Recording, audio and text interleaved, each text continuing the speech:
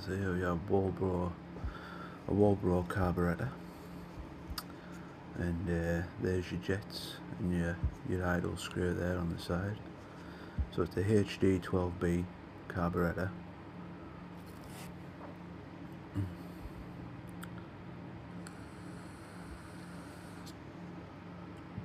So jets,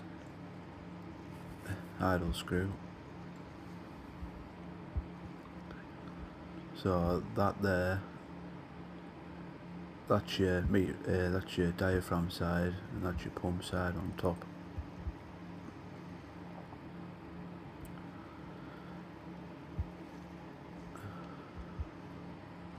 So it's giving you a little overview of it before we start.